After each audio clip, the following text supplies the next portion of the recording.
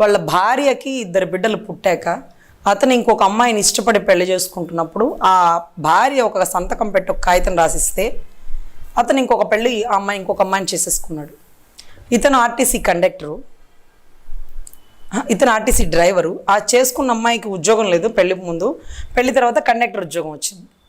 ఇప్పుడు కన్సర్న్ అధికారులు ఇతను ఉద్యోగం తీసేశారు. ఎందుకని? భార్య ఉండగా ఇంకొక పెళ్ళి ఎలా చేసుకుంటావు, అది తప్పు, 494 బిగమీ కింద వర్తిస్తుంది. తర్వాత ఇంకొకటి ఏమవుతుందంటే నామినీకి నీ ముందు భార్య పేరు పెట్టావో వెనక భార్య పేరు పెట్టావో ఒక ఇష్యూ ఏదో నడిచింది.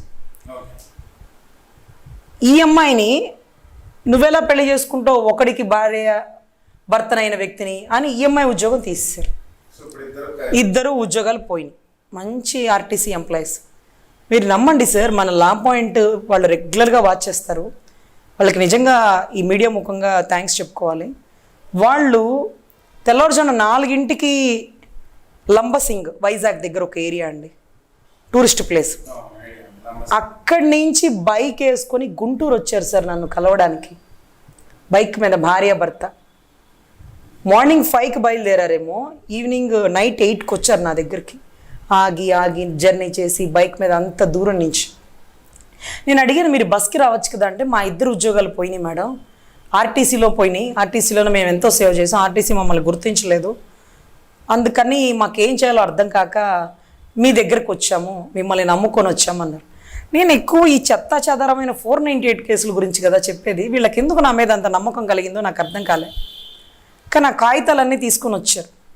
హైకోర్టులో ఒక అడ్వకేట్కి ఆల్రెడీ ఇచ్చారు ఆ కేసు, అది డ్రాగన్ అవుతూ ఉంది.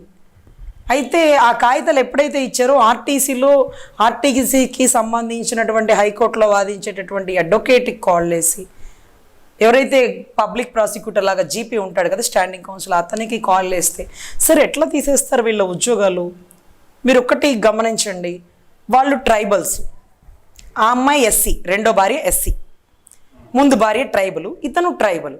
ట్రైబల్కి హిందూ వివాహ చట్టం పనికిరాదు, వర్తించదు.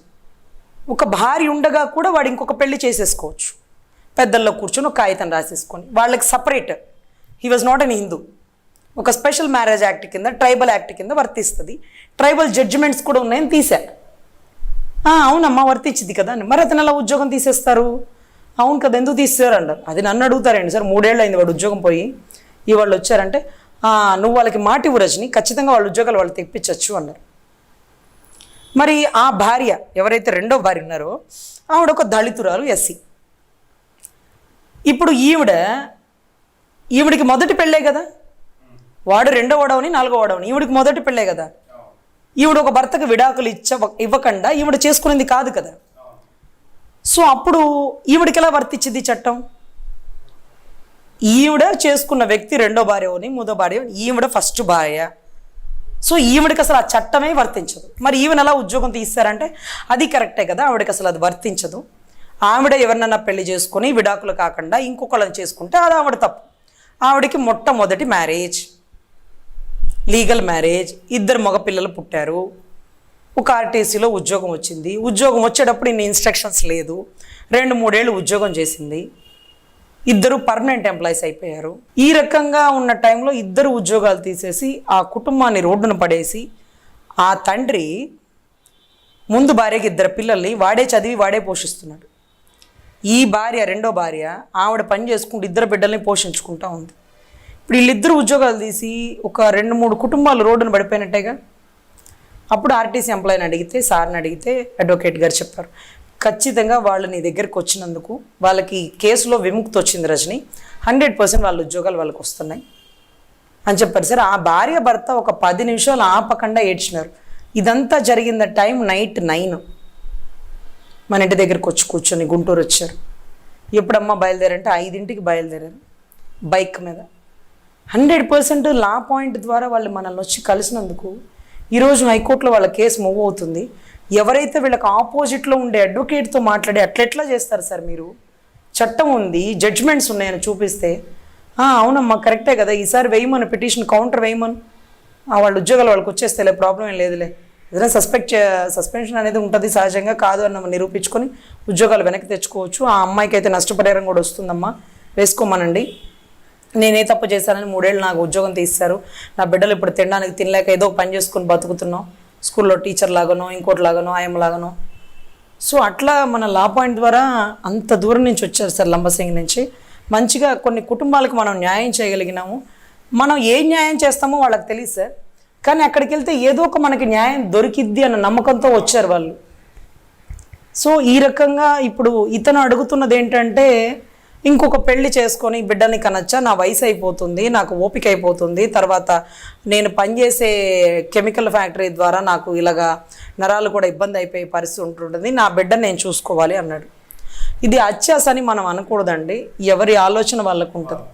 ఇది మనకి చెప్పాడు కాబట్టి మనం తప్పు అంటున్నాం. మనం చెప్పకుండా చేస్తే ఎంతమంది పోలీస్ ఆఫీసర్లు భార్యలకు తెలియకుండా బిడ్డల్ని కానీ వాళ్ళే తండ్రి పేరు పెట్టుకొని చదివించుకుంటున్నారో మీకు తెలియదు, నాకు తెలుసు. ఎంతమంది అడ్వకేట్లు కేసులు అని చెప్పి వచ్చే క్లయింట్లతో తప్పుడు పనులు చేస్తే ఆ బిడ్డల్ని కన్నారో మాకు తెలుసు. ఆఫీసుల్లో ఎన్ని తప్పుడు వ్యవహారాలు నడుస్తున్నాయో మాకు తెలుసు. గుళ్ళలో వ్యభిచారాలు నడుస్తున్నాయి, అవి మాకు తెలుసు. ఇతను ఓపెన్గా అడిగాడు కాబట్టి మనకి తప్పు అనిపించింది, పక్క కాసేపు నవ్వుకున్నాం. ఇదేది మనకు అడగకుండా వాడు చేసేసినా మనం ఏం అడగలేము, ఆవిడకి చెప్పాల్సిన పని లేదు. రేపు ఆమె పెట్టేదేమో మెయిల్, నా భర్త ఇలా మోసం చేశాడు అని. సార్ ఏదైనా కానీ సార్, ఒకే ఒక్క జీవితంలో ప్రతి మనిషి తన కోరికలను తీర్చుకోవాలనే ప్రయత్నిస్తాడు. అతను నిజంగా అతను తప్పు చేయమని మనం సపోర్ట్ చేయకపోయినా అతనికి నచ్చింది అతన్ని చేయమనండి. నచ్చింది చేయడంలో, దానివల్ల ఎదురయ్యే సమస్యను ఎదుర్కోవడంలో బాగుంటుంది, వాళ్ళకి నచ్చుతుంది. ఇప్పుడు సిగరెట్ తాగుతుంటే తండ్రి తిడతాడు, కానీ వాడికి నచ్చింది చేస్తున్నాడుగా. తండ్రి తిట్టినా పర్లేదు, వాడికి దులిపేసుకుంటాడు. ఇంట్లో జేబు దొంగతనాలు చేసి సినిమాలు చూస్తాడు, తండ్రి కొడతాడు, అయినా వాడికి ఇష్టం, ఎందుకంటే వాడు సినిమా చూస్తున్నాడు కాబట్టి. ఇప్పుడు మనం తిడుతున్నాం, వాళ్ళ భార్య తిడుతుంది, సొసైటీ కూడా తిడుతుంది, కానీ వాడికి ఓకే, ఎందుకంటే అక్కడ బిడ్డ కనబడుతున్నాడు కాబట్టి. అట్లా అవకాశం ఉంటే ముందు పెళ్లి చేసుకోకయ్యా బాబు, ముందు బిడ్డను గాను అది ఓకే అనుకుంటే పెళ్లి చేసుకో. ముందు ప్రెగ్నెన్సీ రాగానే తాళి కట్టే, ఎందుకంటే నాకైతే నమ్మకాలు లేవు. కాదు, నాకైతే నమ్మకాలు లేదు. మళ్ళీ పెళ్లి చేసుకొని ఆమె కూడా బిడ్డలు కలగలేదంటే ఇక మళ్ళీ నెక్స్ట్ ఎపిసోడ్ ఇంకో లా పాయింట్లో ఇంకొక క్వశ్చన్. అందుకని లివింగ్ రిలేషన్లో ఉండండి. అది కూడా ఒక భర్త చనిపోయిన ఆడదో లేకపోతే భర్త వదిలేసిన ఆడదాంతో ముందే మ్యూచువల్గా మాట్లాడుకొని మన ఇద్దరం రిలేషన్లో ఉందో, నాకు ఒక బిడ్డ కలిగితే నేను లీగల్గా నేను మెళ్ళో తాళి కడతాను, ఎందుకంటే ఆ బిడ్డకి తండ్రిగా నా పేరు రాయాలి కాబట్టి అని ఆవిడ మీద ఒక మ్యూచువల్ అగ్రిమెంట్ తీసుకొని ₹1 పెట్టుబడి పెట్టండి. ఊరికేమీ రాదు కదా పాపం, వాడికి మంచి ఖరీదైన చీరలు నగలు ఏదో ఒకటి తీసివ్వండి. ఏమి ఆడవాళ్ళంటే ఎలా ఉన్నారు మీకు పాపం, తప్పు కదా. సో ఆ రకంగా వాళ్ళని తప్పుకు వాడుకున్నప్పటికీ మీ అవసరానికి కాబట్టి మంచి చెడు చూసి ఒక లివింగ్ రిలేషన్లో ఉండి ఆ అమ్మాయితో ప్రెగ్నెన్సీ వస్తే అప్పుడు మీరు ఒక స్టెప్ వేయండి. అంతేకాని ముందే ప్రయత్నాలు చేసి పెద్దల సమక్షంలో గొప్పగా తాళిగట్టి ఈవిడికి కూడా ప్రెగ్నెన్సీ రాలేదంటే లోపం మీలో ఉంటుంది, వాళ్ళలో కాదు. ఆ దరిద్రం ఎందుకు మనకి. సో అందుకని ఈ రకంగా ట్రై చేస్తే మీకు న్యాయం జరిగే అవకాశం ఉండొచ్చు.